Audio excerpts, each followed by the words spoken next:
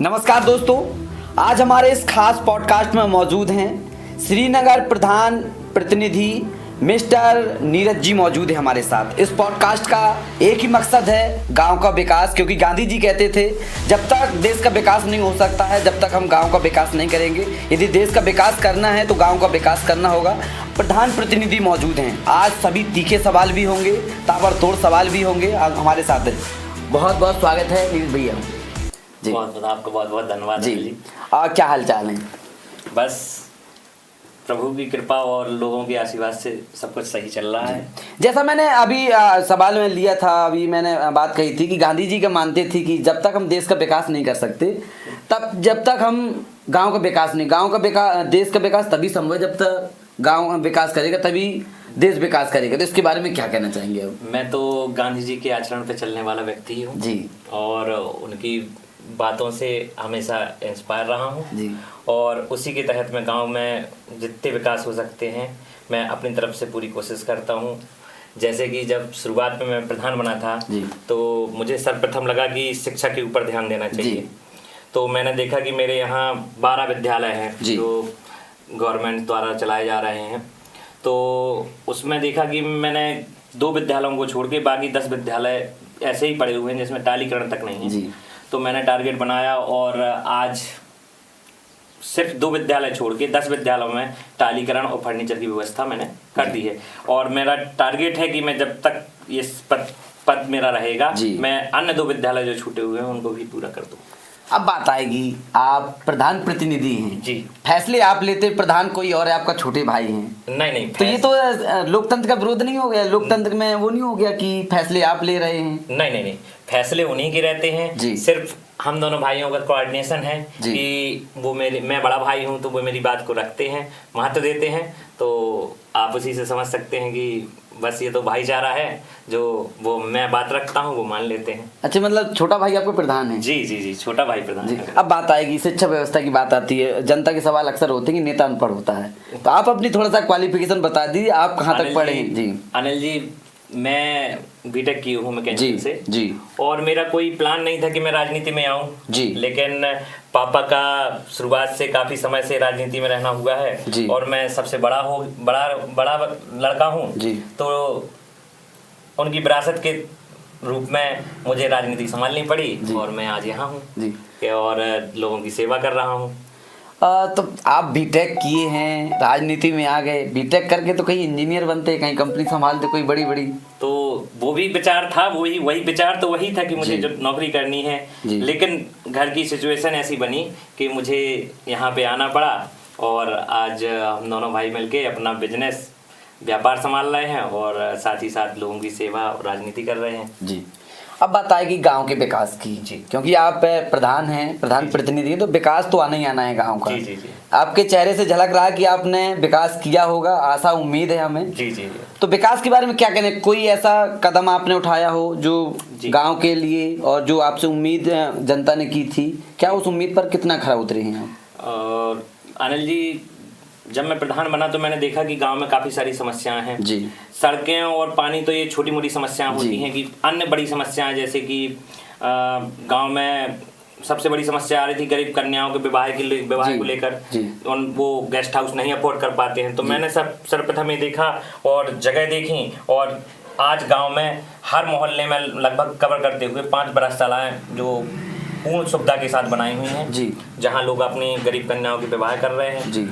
और फिर एजुकेशन की तरफ ध्यान दिया, एजुकेशन में विद्यालयों का कायाकल्प कराया जी। आज 10 विद्यालय सुचारू रूप से रन कर रहे हैं जी। और 2 विद्यालय हैं वो भी मैं टारगेट में लिए हूँ, वो भी पूरे कंप्लीट करने हैं। हाँ, एक मुझे ग्लानि रहती है कि मैं बच्चों के लिए खेल के मैदान की व्यवस्था नहीं कर पाया, जो मैं शुरुआत से टारगेट नहीं। ये हमारे बुंदेलखंड की सब ग्राम पंचायतों में है कि खेल का मैदान बड़ा मुद्दा है ये जी। बहुत कम मिलते हैं गांव में। तो आपके गांव में क्या है खेल की व्यवस्था बच्चों की? खेल के मैदान की व्यवस्था मैं नहीं कर पाया, मुझे उसके लिए खेद है जी।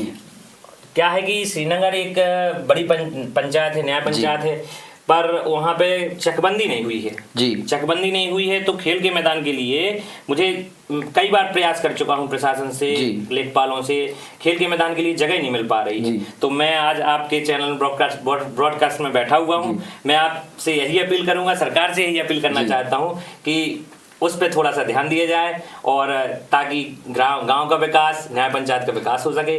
चकबंदी जो कई साल पहले 6 हो गई थी ग्राम श्रीनगर की, उस मुद्दे को उठाया जाए और चकबंदी कराई जाए ताकि वहाँ ग्राम समाज की कुछ जगह मिल सके, लोगों बच्चों के लिए खेल का मैदान की व्यवस्था और अन्य जो व्यवस्थाएं हैं वो भी हो सके सुचारू रूप से। अब बात आएगी प्रधान जी, लोगों का मानना होता है कि आप राजनीति में जैसा बोल रहे हैं तो मुझे लग रहा है कि बहुत एक्सपर्ट माने जाते हैं।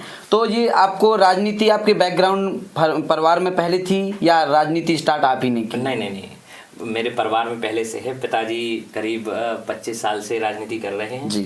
कई बार प्रधान भी रह चुके हैं। अभी लगातार मेरी चाची जो जिला पंचायत सदस्य 15 साल से लगातार 3 बार लगातार जिला पंचायत सदस्य जी। तो राजनीति तो मेरे घर में पहले से चली आ रही है, मैं सिर्फ विरासत को बढ़ा रहा हूँ जी जी। अब बात आएगी गांव का युवा, आपने ऐसा क्या बदलाव किया जो आपके गांव में, आपकी ग्राम पंचायत में ऐसा कोई बदलाव आया हो जो युवाओं को बदलाव प्रेरणा दे रहा हो, आपसे लोग सीख रहे हों कि भैया ऐसा कर रहे हैं तो हम भी ऐसा करें? क्या ऐसा बदलाव कुछ ऐसा किया आपके? जी। जैसे कि मेरे ग्राम पंचायत में अभी बच्चों की पढ़ाई लिखाई या युवाओं को जो माहौल मिलना चाहिए वो नहीं मिल पा रहा था, तो मैंने उसको मद्देनजर देखते हुए पुस्तकालय निर्माण हो रहा है जी। और मैं उस पुस्तकालय में जो जगह है वो कुछ कम है। मैंने बताया ना कि ग्राम पंचायत में चकबंदी नहीं हुई है तो उसकी वजह से जगह मिलना बहुत मुश्किल हो रहा है। तो मैंने अभी एसडीएम मैडम से बात करी थी, तो उसमें कुछ जगह बढ़ाने के लिए जो जितनी जगह में बन रही है उसको डबल करने की भी मैंने सिफारिश की है कि उसको डबल कर दिया जाए तो एक बच्चों को एक पढ़ने के लिए अच्छा माहौल मिल सके। पुस्तकालय जो बन रही है वो इंटर कॉलेज के जस्ट बगल में बनाई जा रही है ताकि लोगों को, बच्चों को माहौल मिल सके। और मैंने ये भी उनसे एसडीएम मैडम से कहा है कि इंटर कॉलेज में बात करके, सर से बात करके, जो वहाँ ग्राउंड है उसको अगर बन सके तो वहाँ पे बच्चों के खेल के मैदान की व्यवस्था भी कराई जाए। अब बात आएगी, क्या आप प्रधानी में सेटिस्फाई रहेंगे या बड़े चुनाव का और कोई गेम खेलेंगे? नहीं, बिल्कुल। केवल आदमी व्यक्ति जब शुरुआत करता है तो आगे बढ़ने के लिए ही करता है जी। तो मेरा भी यही विचार है कि मैं अपना जितना कर सकूं करूं और आगे बढ़ूं। कौन सा चुनाव देखेंगे? जिला पंचायती का देखेंगे या फिर करौली बड़ा देखेंगे? जिला पंचायती तो अभी भी मैंने बताया ना आगे आपके परिवार में है, तो अब उससे ऊपर का ही देखा जाए। विधायकी का दबदबा ठोकने के तैयार हैं? बिल्कुल जी। अब वो तो राजनीति बताएगी क्या करना, कहाँ। हाँ, समय बताएगा। अब जनता बहुत मांग करती है, सवाल रहता है, पद पाने के बाद लोग बदल जाते हैं। तब आपको पद मिला था तब आप क्या थे, जब पद मिला इसके बाद क्या परिवर्तन आया आप में? अनिल जी, मैं अपने मुंह से कुछ ज़्यादा तो नहीं कह सकता, लेकिन यही है कि मैं जैसा पहले था वैसा ही अब हूँ। लोग किसी को कोई भी कार्य पड़ता है, एक बार कोई फ़ोन लगाता है या आके कहता है तो मैं 24 घंटे तैयार रहता हूँ और 24 घंटे उनके साथ जाने के लिए हमेशा रेडी रहता हूँ, उनका कार्य कराने के लिए, उनका हर चीज़ से तन मन धन से अपना। जैसा मैंने अभी आपके चेहरे में झलक रही खुशी बहुत देख रहा हूँ मैं, बार बार आप मुस्कुरा रहे हैं, क्योंकि ये ऐसे लोग बहुत कम होते हैं जी। कई लोगों को डिप्रेशन में रहते हैं, लेकिन आपके चेहरे से ये लग रहा है कि आप बहुत खुश मिजाज के इंसान हैं। तो क्या खुशी के बारे में क्या कहना चाहेंगे? इतनी मुस्कान क्यों रहती है? समाज सेवा की वजह से रहती है या लोगों को आप खुश करते रहते हैं? नहीं अनिल जी, देखिए, जब आप अपने पूर्ण अंतरात्मा से कोई काम करते हैं सेवा भाव से तो खुशी अंदर से ही रहती है लोगों की। अगर आप काम करने में सक्षम हैं और करवा पा रहे हैं तो खुशी जाहिर है खुशी रहेगी। चलिए, जैसे आपने अभी कहा कि हम आपने जैसा अभी कहा कि हम बड़ा चुनाव देखेंगे जी। अभी आपको क्या लगता है कि हमारे महोबा जिला में सबसे कमजोरी क्या लगती है? राजनीति हो तो बहुत कर रहे हैं, लेकिन कुछ लोग राजनीति गुमराह के कर रहे हैं कि पद मिल जाता है इसके बाद कोई मतलब नहीं है। यदि आपको जनता ने मौका दिया तो आप महोबा जिला में, अपने श्रीनगर में क्या ऐसा बदलाव लाना चाहेंगे जो हमें बदलाव करना चाहिए सिस्टम में? अनिल जी, जैसे कि अक्सर अभी बातें सुनने को मिलती है कि बुंदेलखंड अलग राज्य बनाया जाना चाहिए, तो मैं भी यही सोचता हूँ कि जो उत्तर प्रदेश है एक बड़ा राज्य है, उसकी वजह से हमारा जिला जो है काफ़ी पीछे रह गया है, डेवलपमेंट नहीं हो पा रहा है। तो मेरी नज़र में भी यही मैं मांग रखता हूँ कि बुंदेलखंड अलग राज्य, उत्तर प्रदेश को 2 राज्यों में डिवाइड करके बुंदेलखंड को एक अलग राज्य बनाया जाए ताकि अच्छे से डेवलपमेंट हो सके और राजनीति में एक अच्छा वो मिलेगा, मार्ग मिलेगा जी। अब बात आती है, पढ़े लिख के युवा राजनीति में नहीं आना चाहता। कई लोग कहते हैं, मैंने सुना हो, आपने भी सुना होगा, राजनीति में नहीं हमें जाना है। जी जी। तब अनपढ़ राज करेंगे उसमें, आपने भी देखा होगा। लेकिन आपने बीटेक किया, राजनीति में एंट्री ली, तो ये हमारे कितना फायदेमंद रहेगा? जी अनिल जी, मैं तो यही सोचता हूँ कि अगर हर जो पढ़ा लिखा युवा है अगर थोड़ी सी भागीदारी अपनी राजनीति में देने लगे तो राजनीति एक जो लोगों का नजरिया है राजनीति को देखने का वो अपने आप बदल जाएगा जी। तो मैं यही गुजारिश करूंगा कि युवाओं से, पढ़े लिखे लोगों से कि वो बढ़ चढ़कर राजनीति में हिस्सा लें। उससे अगर वो कुछ देश के लिए कुछ करना चाहते हैं, समाज के लिए कुछ करना चाहते हैं तो उसमें बहुत बड़ा योगदान रहेगा उनका। आजकल आपने देखा होगा, लोग आते हैं, पहले जब एंट्री लेते हैं तो कहते हैं हम समाज सेवी हैं, जी। हम इसका भला करेंगे, हम वो करेंगे। बाद में वो राजनीति में ही आते हैं, कहीं भी चले जाएं वो राजनीति की सोचते हैं। जी। उनको आप क्या जवाब देना चाहेंगे? पहले समाज सेवा दोनों कैसे कर लेते हैं सब? अनिल जी, ऐसा है कि कुछ चीज़ें मैं मानता हूं कि हाँ, लोग कहते हैं कि लोग बदल गए, तो कुछ चीज़ें पता आने के बाद थोड़ी सी व्यस्तता तो बढ़ जाती है। बिल्कुल। लेकिन अगर आप चाहें थोड़ा सा समय निकाल के जो समाज सेवा आप पहले कर रहे थे वो आज राजनीति में रहते हुए, पद को संभालते हुए भी कर सकते हैं और करना चाहिए लोगों को। अब बात आएगी सोशल मीडिया। जी। हम आप बैठे हैं, सोशल मीडिया के माध्यम से बैठे हैं, कैमरा के ऑन बैठे हैं। राजनीति में सोशल मीडिया का कितना बड़ा रोल होता है? क्योंकि लोग दिखावा कुछ और करते हैं, होते कुछ और हैं। जी। तो उनको आप कैसे? अनिल जी, मेरा मानना है कि सोशल मीडिया आज के समय में बहुत जरूरी है जी। सोशल मीडिया के जरिए ही लोगों तक अपनी बातें पहुंचा सकते हैं। हर व्यक्ति तक अगर आपकी बात पहुंचती है जी, तो मुझे लगता है कि जो आज का युवा वर्ग है वो आपको समझेगा। और जैसा कि आपने कहा कि युवा राजनीति की तरफ झुक नहीं रहा है, तो वो झुकेगा भी जी। जब देखेगा तो झुकेगा भी और उसमें इंटरेस्ट भी लेगा और अपनी भागीदारी भी देगा। तो सोशल मीडिया का मैं मानता हूँ कि बहुत बड़ा योगदान है। आजकल पढ़े लिखे युवाओं को क्या कहना चाहेंगे जो आपने देखो सोशल मीडिया का बहुत उपयोग कर रहे हैं? जी। इंस्टा, फेसबुक, यूट्यूब लगातार देखते रहते हैं, तो ये बहुत समय का भी इसमें बहुत बर्बादी है। जी। तो उन युवाओं को क्या कहना चाहेंगे? एक आप बड़े भाई के नाते, एक आप बीटेक किए हुए हैं उसके नाते, आप छोटे भाइयों को क्या सलाह देंगे? सोशल मीडिया देखिए एक नज़रिए से बुरा तो नहीं है जी। उससे हम समाज से जुड़ते हैं और एक अच्छा प्लेटफॉर्म भी मिलता है। लेकिन मैं युवा वर्ग से यही अपील करना चाहूँगा कि सोशल मीडिया का जितना अच्छा उपयोग कर सकते हैं उतना अच्छा उपयोग करें, ताकि एक आपको भी और देश को भी और समाज को भी उज्जवल भविष्य मिल सके। मैं यही अपील करना चाहता हूं कि अच्छे से यूज करें। तो जी, अब बात आएगी आपके श्रीनगर की। जी। विकास की बात आती है। जब आपने अपने पद संभाला था, जब आप प्रधान नहीं थे, तब आपके गांव की स्थिति क्या थी और आज आपके गांव की क्या स्थिति? कोई ऐसा बड़ा काम किया हुआ आपने जो पहले कई सालों से नहीं हुआ हो, वो आपके जैसे प्रधान बने तब आपने किया? कौन सा ऐसा बड़ा कोई काम है? बड़े कामों में मैंने बताया ना कि बरातशालाओं का निर्माण जो है, एक अच्छी सोच थी कि लोगों को जो सुविधा मिली है वो एक बड़ा काम ही है। और बड़े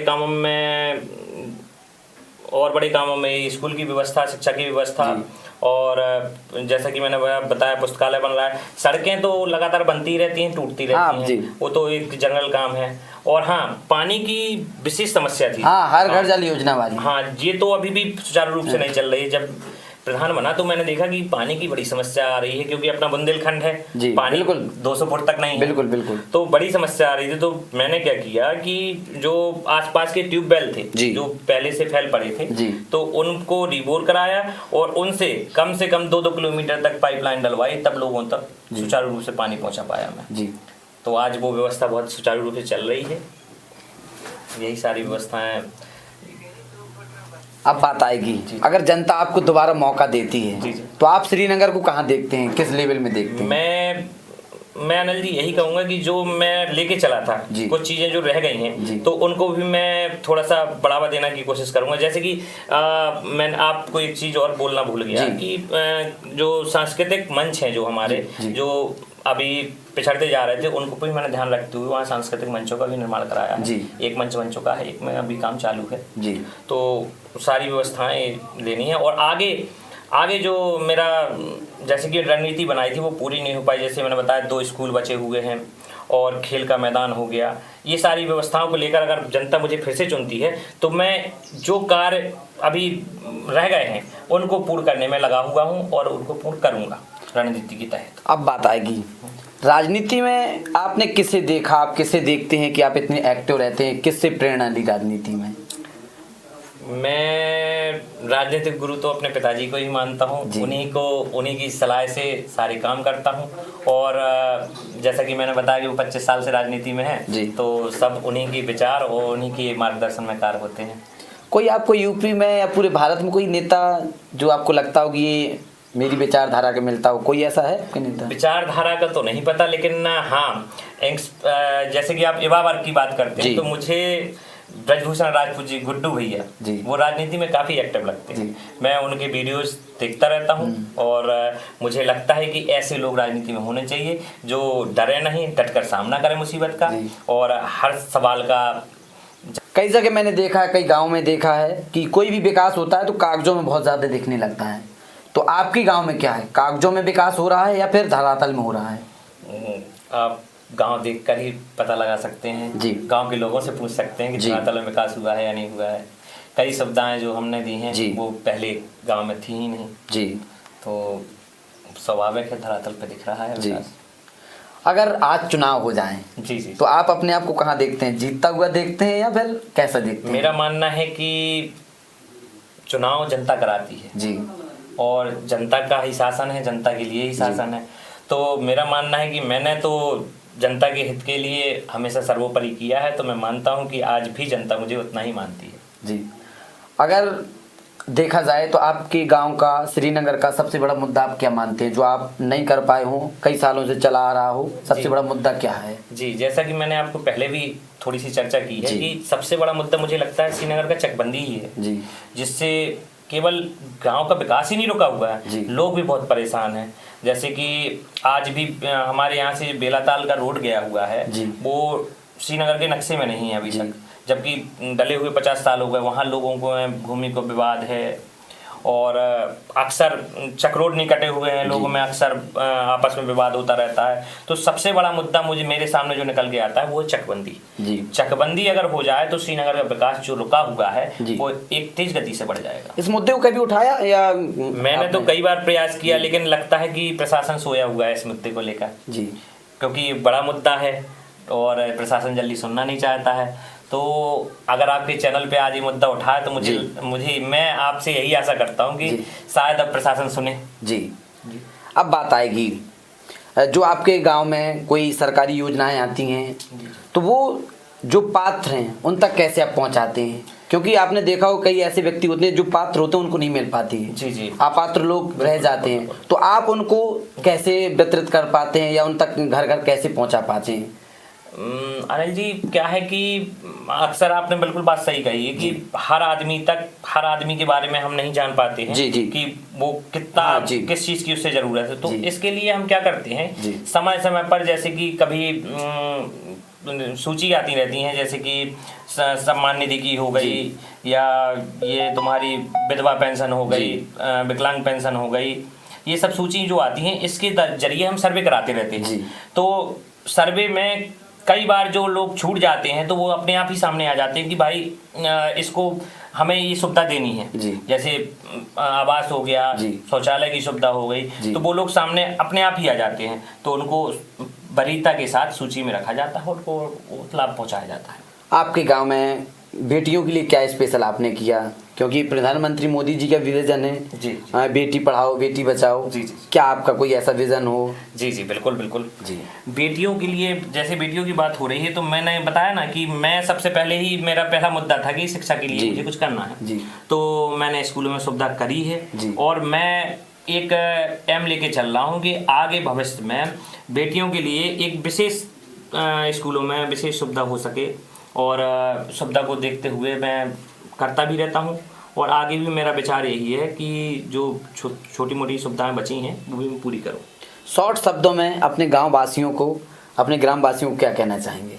ग्रामवासियों को मैं यही कहना चाहता हूँ कि यदि ग्रामवासी जो भी व्यवस्थाएं जो रह गई हों वो मुझ तक पहुँचाएँ, मैं उनके उनके जो व्यवस्थाएं रह गई हैं बाकी उनको पूरे करने की पूरी कोशिश करूँगा। तो ये रहे हमारे साथ श्रीनगर प्रधान के प्रतिनिधि बड़े भैया नीरज जी रहे। तो आपको ये पॉडकास्ट कैसा लगा आपको कमेंट बॉक्स में लिखना है, नीरज जी के लिए सुझाव रखना है, जो कोई सवाल रह गए हों हमसे भी कर सकते हैं, नीरज जी को भी सुझाव दे सकते हैं। और इस पॉडकास्ट को ज़्यादा से ज़्यादा प्यार दें, आशीर्वाद दें, और जो भी सवाल हो, जो भी आपके कुछ मन में डाउट चलते हो वो ज़रूर आपको लिखने हैं, और इस वीडियो को ज़्यादा से ज़्यादा शेयर करना है ताकि हमारी आवाज़ वहाँ तक पहुँच सके, प्रशासन तक पहुँच सके, आप तक पहुँच सके। फिलहाल वीडियो देखने के लिए बहुत बहुत शुक्रिया। ठीक।